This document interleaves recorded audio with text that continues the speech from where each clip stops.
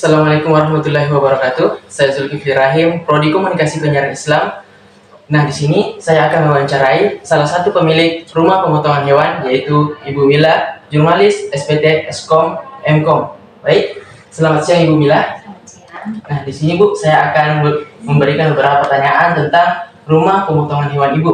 Yang mungkin ini adalah dasar-dasar dari yang mungkin materi kami bawakan. Yang pertama itu Bu, apakah pemotongan hewan dalam RPH Ibu ini sudah sesuai dengan syariat Islam?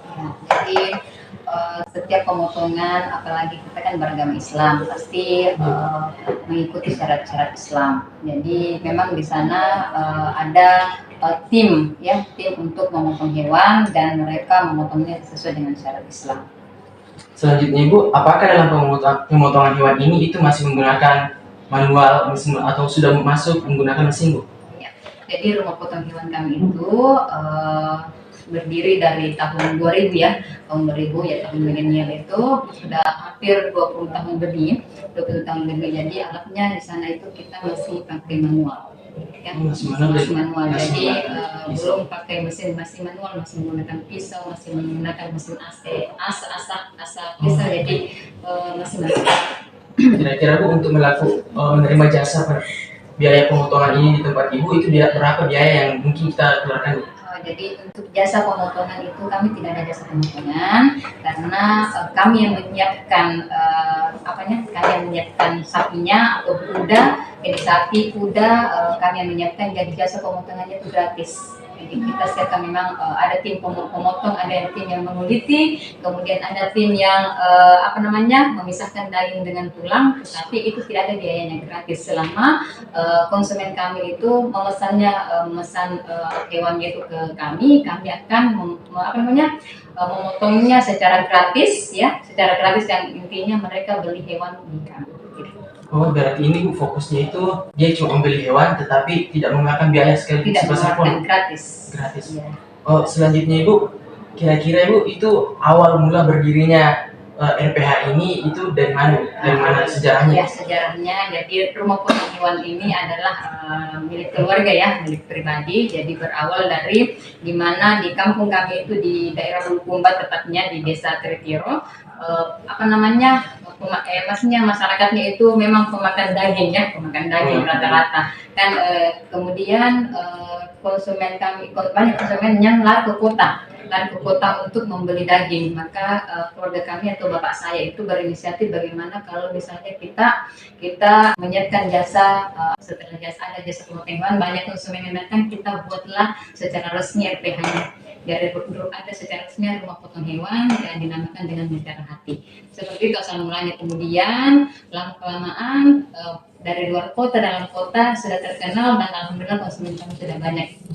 Jadi asal mulanya itu berawal dari di daerah kami itu belum ada RPH sama sekali, tapi di tahun 2010 banyak yang mengikuti jejak kami ya. Di tahun 2000 itu kami orang pertama yang membuat RPH, tetapi di tahun 2010 sampai sekarang itu sudah hampir 7 RPH di daerah saya. Oh, begitu. Ya, jadi saya yang pertama, kemudian setelah berhasil dan banyak yang mengikuti jejak kami, sehingga RPH di kampung saya itu di satu desa itu sudah ada 7 RPH. Dalam satu desa itu sudah ada 7 RPH. Kira-kira itu Bu, berapa kapasitas yang mampu ditampung RPH perharinya? Kan itu biasanya Bu, kalau dalam rumah pemotongan hewan itu mungkin ada batas maksimalnya dalam per hari berapa saja hewan yang dipotong. Baik, jadi kami itu memotong sesuai dengan pesanan. Jadi kami tidak memotong kalau tidak ada pesanan. Awal terbukanya itu RPH kami sampai memotong itu sampai 10 sapi per hari. Itu awalnya, awal sebelum ada pesaing-pesaing. Kan sekarang sudah ada 7 RPH begitu. Jadi biasanya sesuai dengan pesanan saja. Apalagi sekarang ini kami sudah kerjasama dengan beberapa catering. Jadi catering itu biasanya 3 hari sekali ambil daging yang 100 kiloan. Jadi terkadang selama kami kerjasama dengan catering, biasanya kami memotong hewan itu 2-3 ekor per minggu. Jadi tergantung saja, apalagi sekarang musim nikah ya. Mungkin setiap orang yang membuat hajatan itu mereka beli daging saja, ataukah biasa mereka membeli per ekor, sehingga kita memotongkannya sesuai dengan tanpa ada imbalan jasa selama mereka mengambil dagingnya sama kami, seperti itu.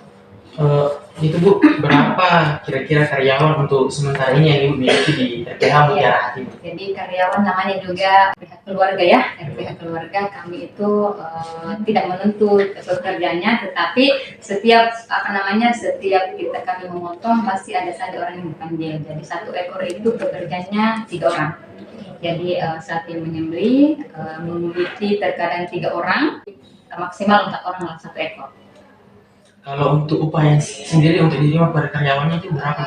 Biasanya kalau misalnya menyembelih kasih uang, terkadang 200, kemudian kasih lagi daging gitu, daging atau tulang.